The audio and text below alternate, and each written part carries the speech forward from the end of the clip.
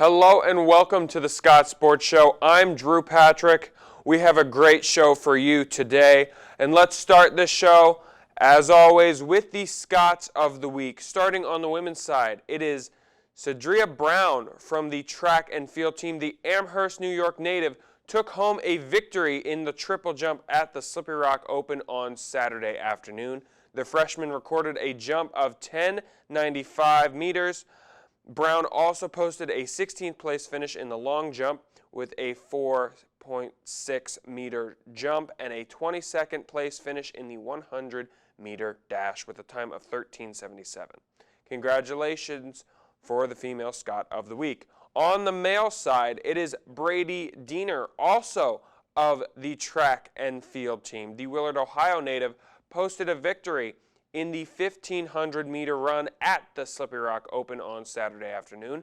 The freshman crossed the finish line with a time of 4:14.71. We'll be right back with the Scots Sports Show. Don't go anywhere.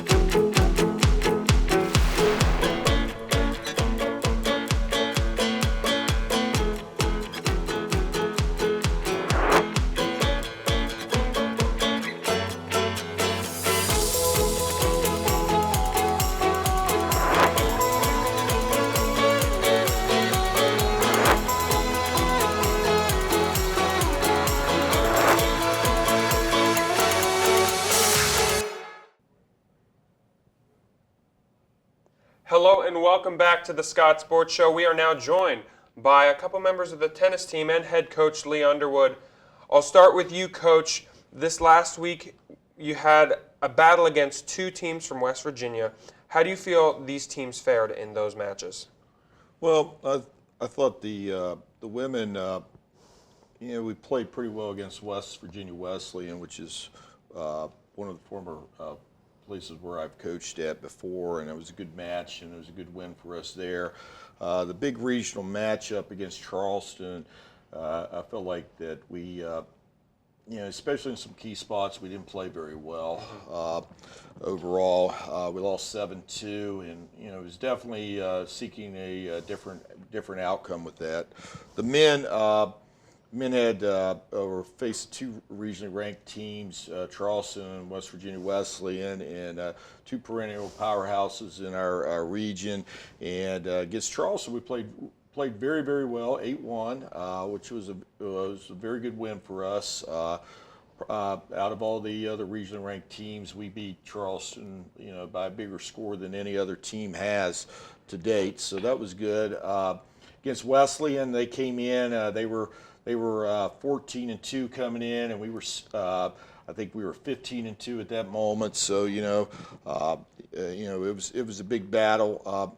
Came out, we won 2 of the 3 doubles. Almost swept the doubles. Went out, and we really were in some tough singles matches, especially 1 through 3. The first 3 matches out there. 2 and 3 went 3 sets, and we pulled away in both of those matches in the 3rd set, so that was satisfying. So before we actually had another player out on court, we already had the match clinched at 5-1, so that was good. They got 2 of the remaining 3 matches left out there, one of them in a three-setter, and so the final score was 6-3. But they were good wins. And Coach, for the third consecutive week, Vitor Albanese was selected as the PSAC Tennis Player of the Week. What has he meant to this season? Well, he's deserved every bit. I mean, he's been dominating. Not just singles and doubles. He's met the challenges each and every time out. He's probably the leader of our group. He brings a lot of intensity, enthusiasm to the court. So it was a well-deserved honor for him. And going over to you two, let's start with Laura. The first couple games against the teams from West Virginia, Charleston and West Virginia Wesleyan, how do you feel you fared personally? Oh, okay. I feel like I play good. Sometimes I'm a bit nervous, it's my first semester, my freshman year. But I think that I can improve a lot with my games. And how about you? I kind of improving each game. In the doubles, for example, against Charleston, me and my Canadian partner Kevin, we play very well. We won 8-3. And then in the singles, principally I try to put myself, try to be intense all the time and win the matches every time. I never thought that I'm gonna lose. With West Virginia Wesleyan, in the doubles we are 5-4 up, but we had broke, so the game was tied until when we got the tie break, and then we come up with 7-5, and then we lost the doubles 9-8. And in the doubles, I play against a guy that plays very well, but I keep in mind that I can play equally or better, and then in the third set, I play, for me, the best set of when I started playing in the Edinboro University. And coming up this week on the women's side, we get back into the swing of PSAC play. We have Slippery Rock and Clarion. They're on the schedule, weather permitting. So, Coach, what do you expect from those two matches on the women's side? Slippery Rock is a huge match for us. We've lost 5-4 last 2 years to them, and it's a huge match for us. It'll be a litmus test. If we play like we did against Charleston, we're not going to fare so well. If we could be way more aggressive in doubles and get out there and get the doubles points, I'll feel pretty good going into singles with them. We've been on the better side of Clarion the last 3-4 years, so we just have to go out there and seek control early, and if we do that, we'll be fine there. But definitely some big matches coming up, and the men leave Thursday night. We go over and we play Westchester, actually Millersville on Friday, Westchester on Saturday, and a regional opponent, Philadelphia University, on Sunday. So we have a big trip there. So a lot of tennis coming up, and the shape of the season is going to be kind of sorted out by the end of this weekend, and going into the next week, the men have a big matchup against Mercyhurst on next Tuesday. So. And Laura, those two matches on the women's side, the Slippery Rock matchup and the Clarion matchup, what are you looking to do personally in this? Personally, I want to win doubles because we have like a struggle with winning doubles. But I think that my tennis team in girls, we can do a big thing with the matches. And on the men's side, you have those 3 matches in a row. First of all, what are your personal goals for those 3 matches? Of course, my personal goal is to win every match, the doubles and the singles. And then, is there any sort of a challenge with playing those 3 matches back-to-back-to-back days? Of course, has a challenge because it's very tough. Because 3 games in a row, in this season, for example, I never been in this situation, so it's gonna be a good challenge for me. All right, Coach, and you guys, we wish you the best on the rest of your season. The Scots Sports Show will roll along right after this. Don't go anywhere.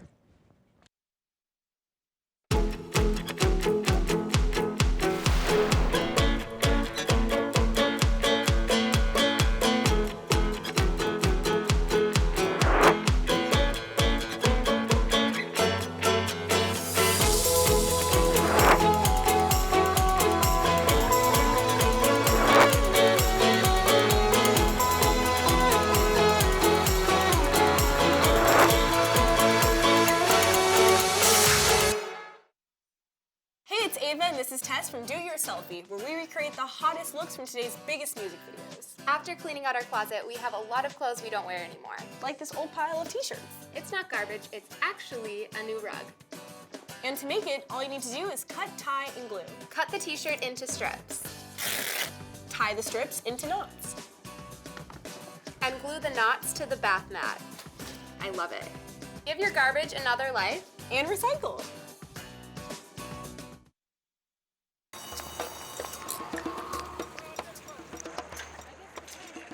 I will not be news today. I will not make headlines by going through a bad girl phase where I get that bad girl haircut where they shave just one side of your head.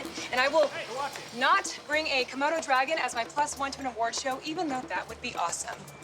I'm Olivia Munn, and I will not be trending today because there's a much bigger story that needs to be heard.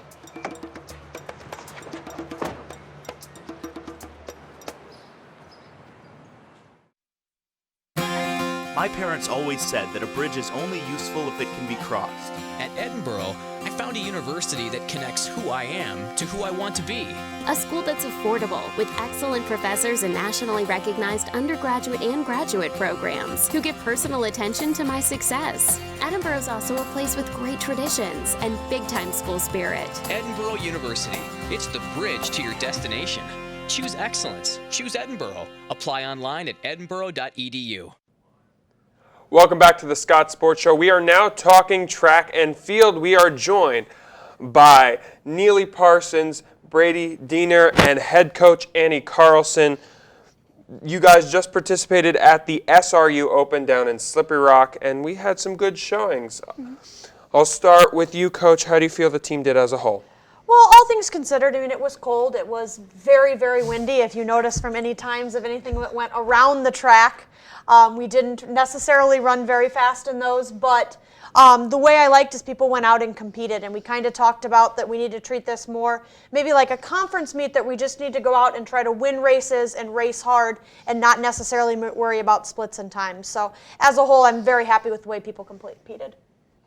All right, and let's go over to you two. Let's start with Brady. You won your event. It was the 1500. As a freshman, how does it feel to start here and get these wins at the beginning of your career? I honestly wasn't really expecting that, but I've really just been kind of buying into what Coach has been saying, and I was talking with my teammate who was also in the 1500, and we were talking a little race strategy before. So we kind of just worked together. He actually gave me like a little push during the race just to, you know, let me know what was going on. So it was awesome. I was really surprised myself. And are you one of those runners who likes the bad weather, or do you need it perfect? Really, it doesn't. I don't have any preference. I'm just because if I'm in the bad weather, that means everyone else is in the bad weather. So I mean, it's not anything that I think differently of. And you were also selected as this week's Fighting Scot of the Week. So how does that feel as a freshman to already be Scot of the Week for a week? That again, pretty surprising. I looked it up on Monday morning. I was pretty curious to see if what would happen, because I left the meet early with my mom, so I didn't know if there was any more first place finishes for the men, or how tennis did this weekend. You know, if someone got Scott of the Week for that. But once I saw that, I was pretty surprised. You know, I let the family know, so they were pretty proud of me too. I was happy. And Neely, your event, you finished 7th in the event, but in the discus throw of 37.57 meters, which is so close to that school record. How do you feel that throw went and those throws went? You know, it was actually really surprising because I haven't PR'd in 2 years. So the fact that I actually, came close to school record and I had my best throw of my life, and it felt really good. I gained a lot of confidence. And with that confidence going into the next couple meets you'll be in, so there's now that itch to get that school record. So what are you going to do to prepare to try and get those 8 inches that you were away from? I'm probably just going to try to stay more relaxed. I was very, very relaxed at that meet, and I didn't have any pressure, and I just was very calm, and I think that's going to have to be my goal for the next few meets. And Coach, to see your freshmen do this well, we've talked about it time and time again, but just how great is that to see the youth on your team do this well? Well, it's very exciting, and I think it helps, like Brady said, he's really buying in and stuff. It helps when even other younger people on our team see their peers, people that are their same age, competing and doing well and stuff and buying into the program, and it really helps as a whole. That even the people their own age can kind of look up to them and say, wow, they're buying in, they're doing what coach is saying, they're doing what the upperclassmen are saying. If I do that too, I can have that same success, and that they really ends up helping kind of our freshman class grow up faster. So it's very exciting for us for what's to come. And being in Edinboro, we're used to not great weather here. So is that an advantage going into a meet like the Slippery Rock where it wasn't the best weather conditions, being from an area where it really does not cooperate with you? Honestly, we get used to it. It's something that you just heading into the fall, we're running all summer and it's nice out, but it's no secret. We all know it's going to hit even late October. We're ready for it. So we're all used to it. Everyone else, it's just, I don't know. It's just something that we're all used to it. It's obviously it's not your first choice, but we've kind of built a little immunity to it, I guess. So, yeah. And how about you, Neil? Well, I think practicing in the cold, that you need to warm up more. You need to make sure you're nice and loose because the weather does tense up your muscles, and so yeah, I think like you said, we kind of have immunity because we just know those things. So, Coach, what is the next step for the team? This Sunday, we are going to go to Indiana, PA. We are doing PSAC West meet. So it is the first time in a long time. If you go way back before even I was here, they did a lot of PSAC West and East meets and things like that. It's something new we're going to do this year. So it'll be exciting to kind of see where we stack up against the conference competition. So not necessarily taking the full squad again. We have some people, it's a nice weekend to take the weekend off and stuff, so we're not necessarily sending everyone, but we will have a large bulk of our kids, and like I said, it'll be fun to see in some of those races and stuff, kind of a pre-PSAC meet competition. All right, Coach, and you guys, we wish you the very best on the rest of your year. Thank you very much. Thank you. All right, and the Scots Sports Show will roll along right after this. Don't go anywhere.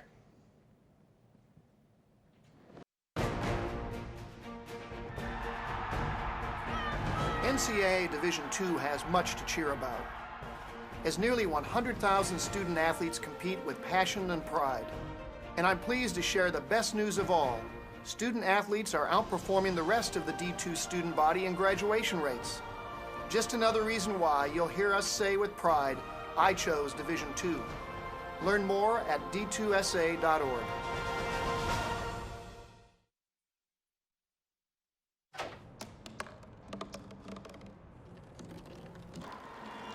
Everybody has a dream.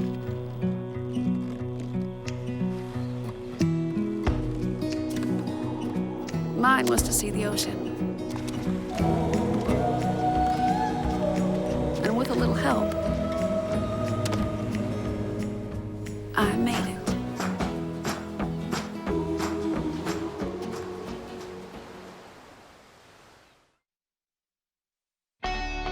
I chose Division II because athletes graduate at a higher rate.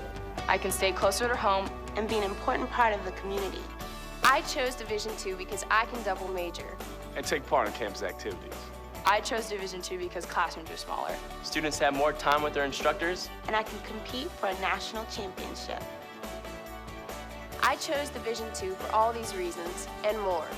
I chose Division II. We dig deep. We overcome obstacles. We come together. We prepare. We hit the ground running. And we achieve our goals. We train hard. And we compete even harder. We reach new heights. We win. And at Edinboro University, we create champions on and off the field.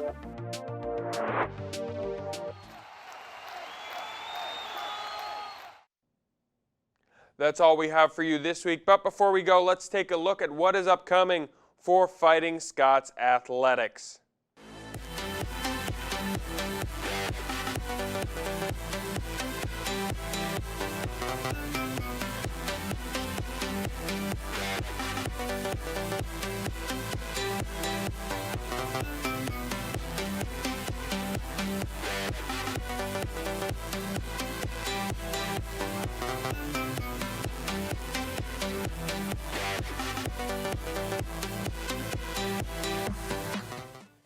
That's all we have for you this week. To stay up to date on all things Edinboro athletics, go to GoFightingScots.com or Edinboro Now.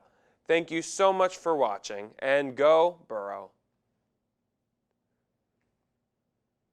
The NCAA Division II Student Athlete Experience goes beyond the classrooms and playing fields.